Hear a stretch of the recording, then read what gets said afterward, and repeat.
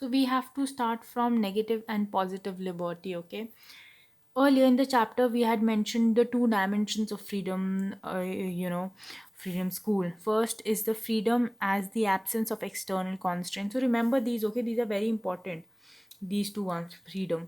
Freedom as an expansion of opportunities to express one's opinion. So okay, so, in political theory, these have been called negative and positive liberties. When we talk about negative liberties, then it seeks to define and defend an area in which an individual would be inviolable, in which he or she could do, be, or become whatever he or she wished to be or become. Whatever you want to do in a defined area, and where you won't be, there won't be any external constraints. Okay, this is an area where no external authority can interfere. It is a minimum area that is sacred, and in which whatever the individual does uh, you know is not inferred, matlab interfered.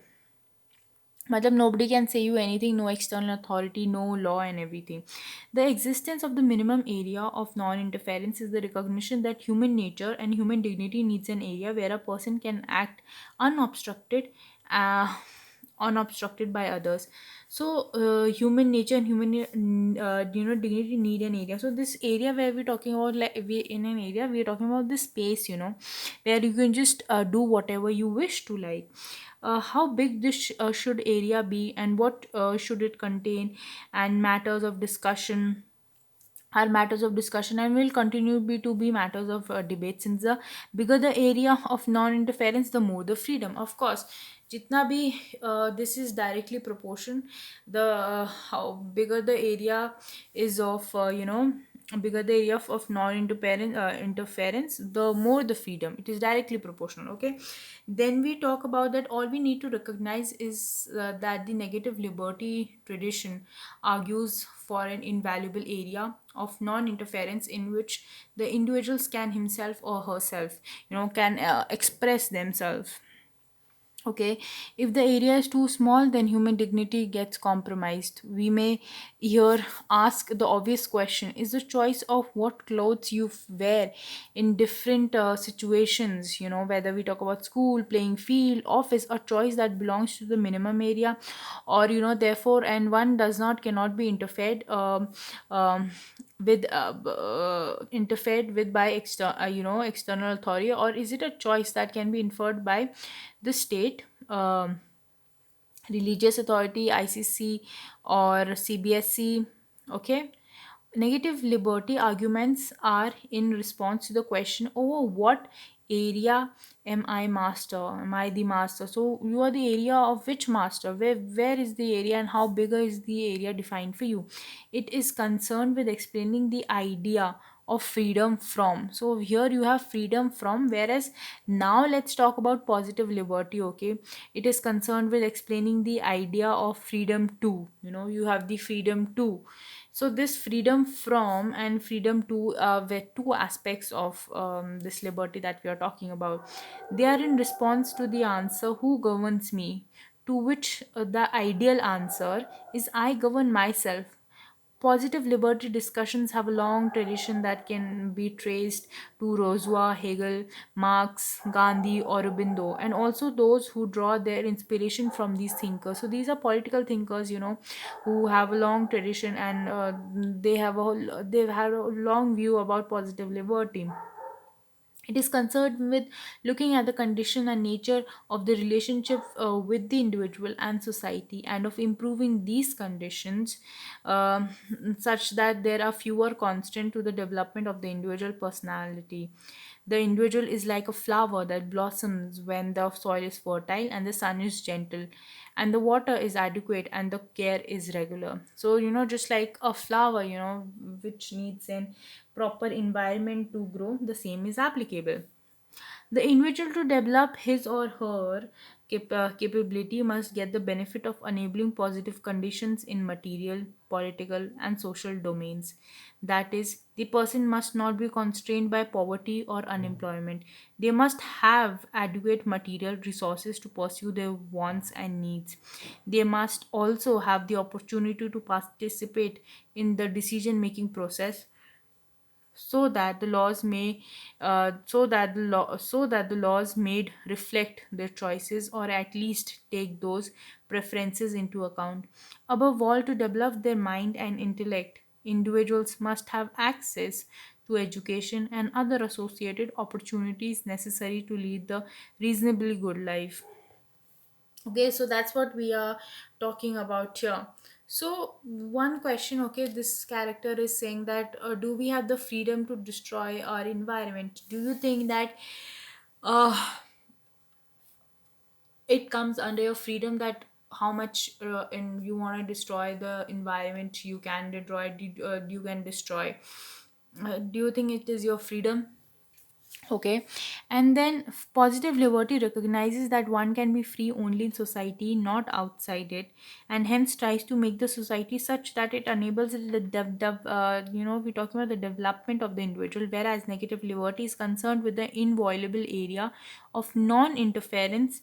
Okay, so this is a major difference, that's there, that we're talking about the development of the individual in positive liberty, and in negative liberty we're talking about inviolable area of where there is no interference by any external force, any law, um, and not much as possible as keeping in mind. However, the stability of society, generally they both go together and support each other, but it can happen that tyrants, who are the tyrants who do tyranny, and as in like who oppress people, or this oppressive power. So tyranny justify their rule by invoking arguments, by invoking arguments of positive liberty. So that's how it is.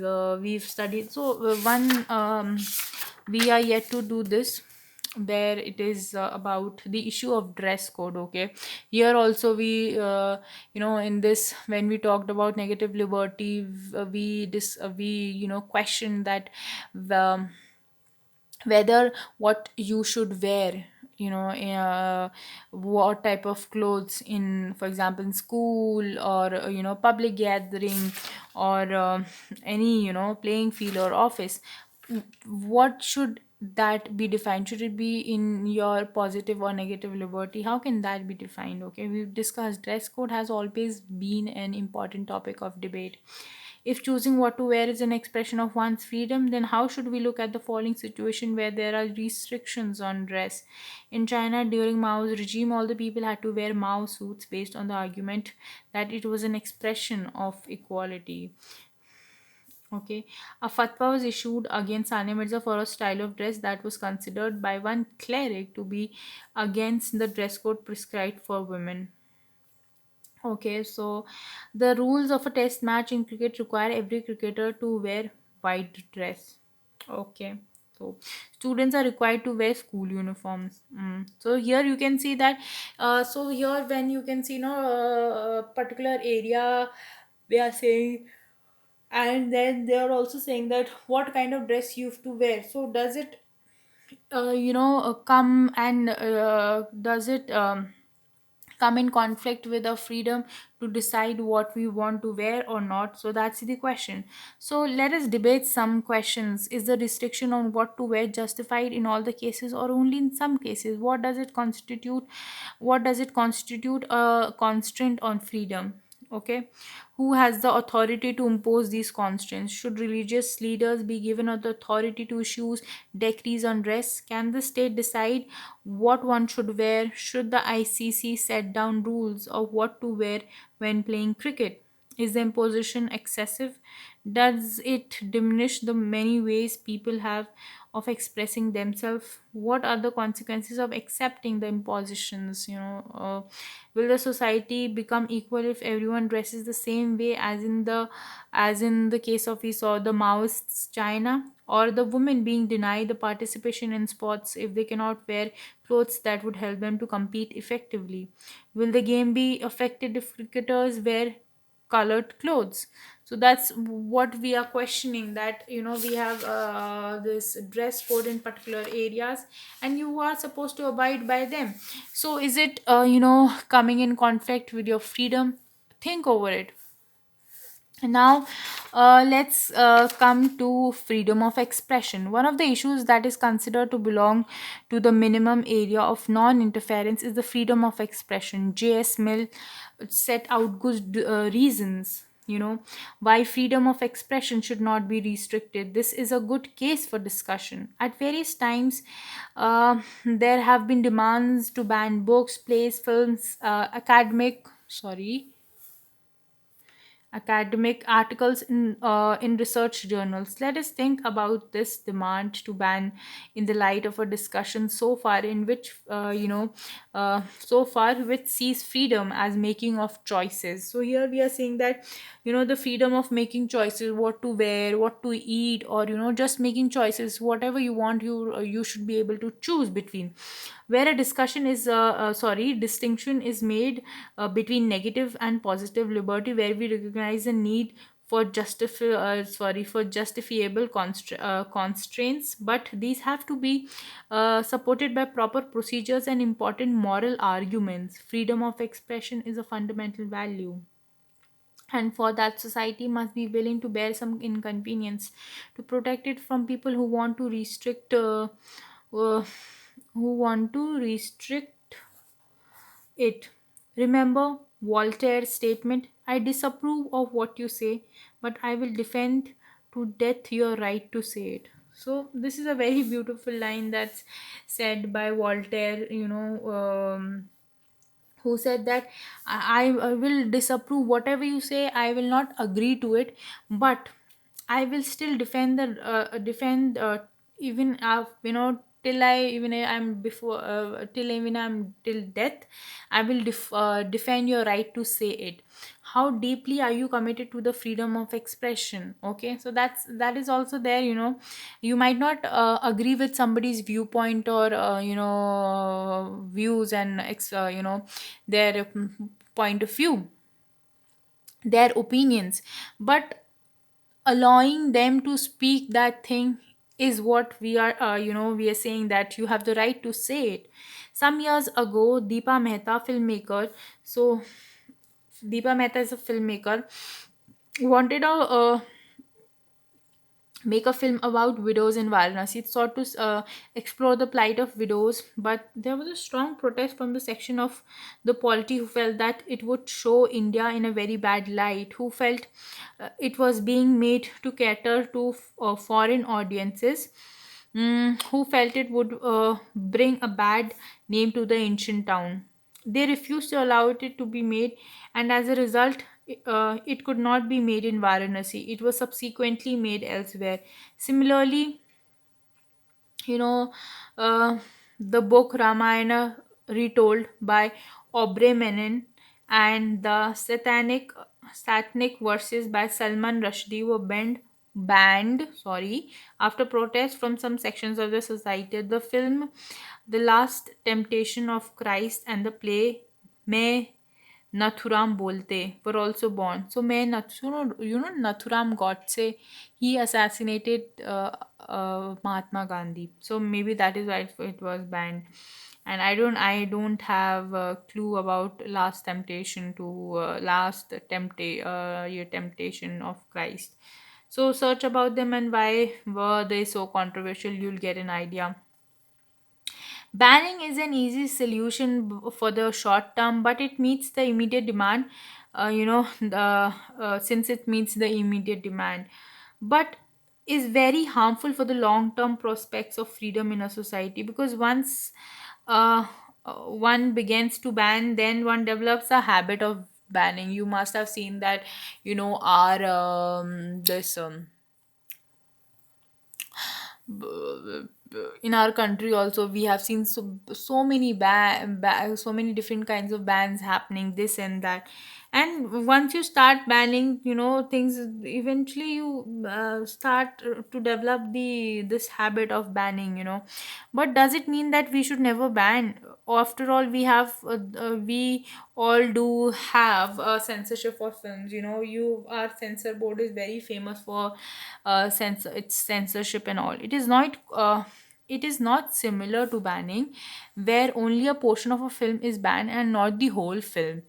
Okay, the question that is often debated therefore is, when should one ban and when should one not ban? So that's the what the question is. Okay.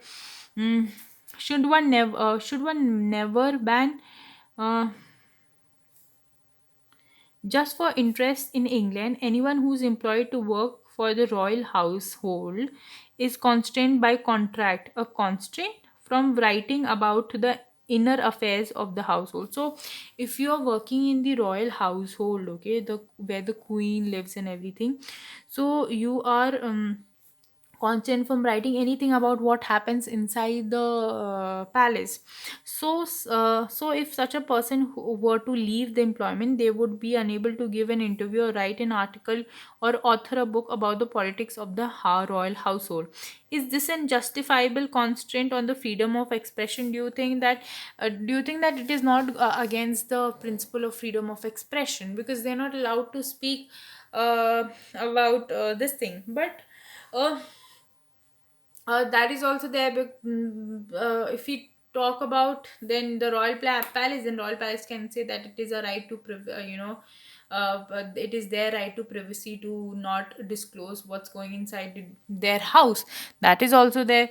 Constraints of different kinds thus exist, and we are subject to them in different situations. While reflecting on such situations, we need to realize that while when constraints are backed by by organized social, religious, or cultural authority, or by the might of the state, they restrict our freedom in ways that are difficult to fight against.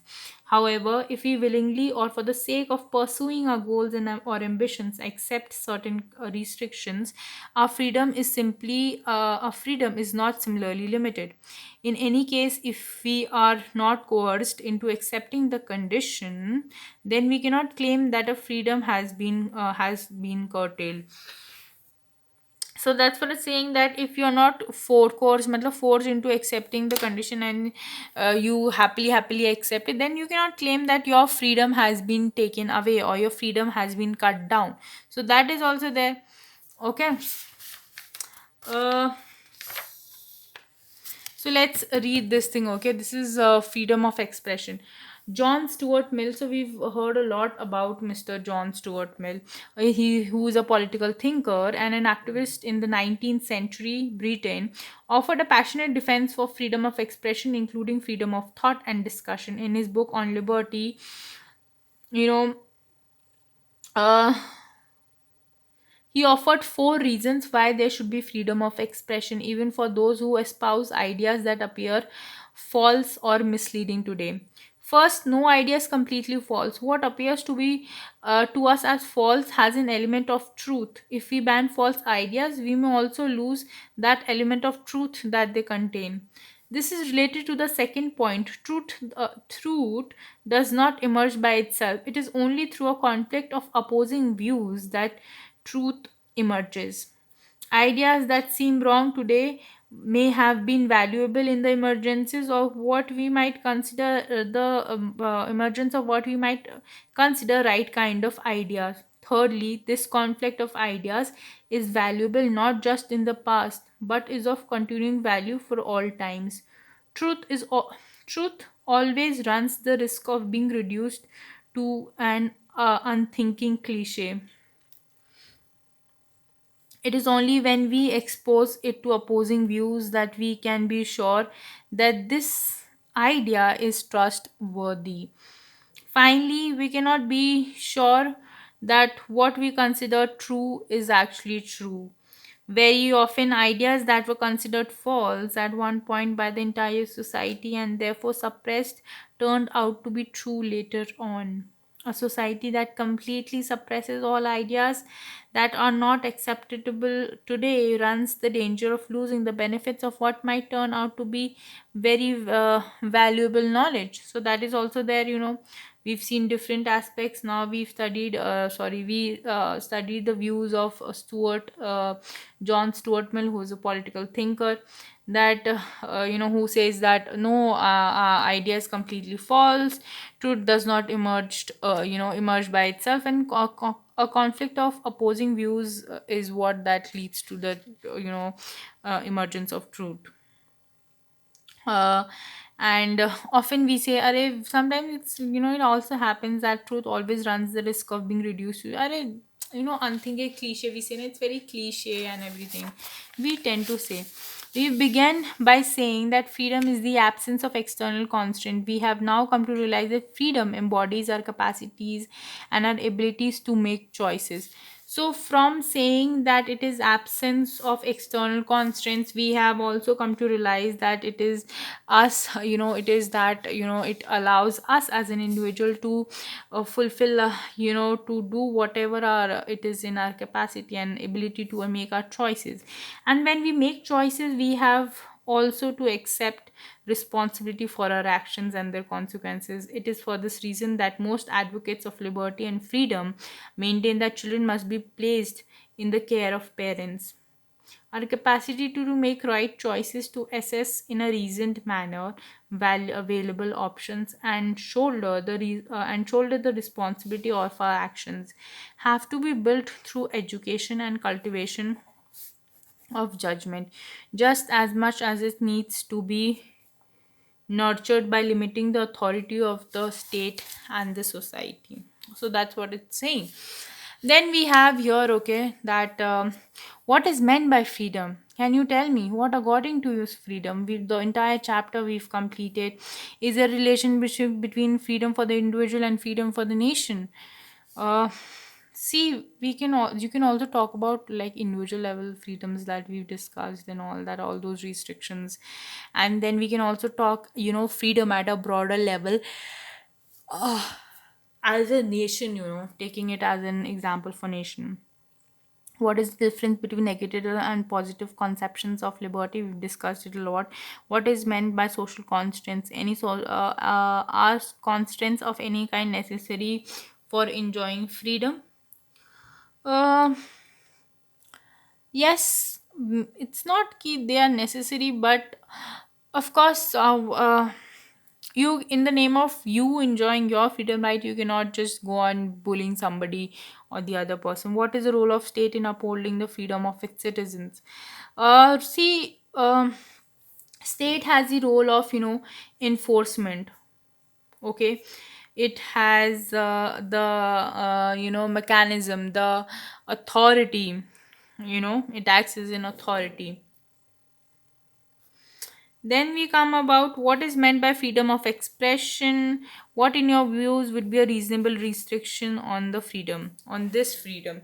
So that is there. Give examples. So you can give examples. For example, always take national security. National security, in the name of national security, as an example of reasonable restrictions. There are others also, but saying like for national security will be easy to remember. Then credit. So I think we've done with this chapter. Let me see if I've missed out anything. Just of course, yeah. So this chapter is over. If you have any doubts, please comment down. Feel free to comment down or email me, whatever suits you. And we are done with second chapter. And take care. Take care of yourself, your family, your health, and try to be happy and smile also. And yeah, bye.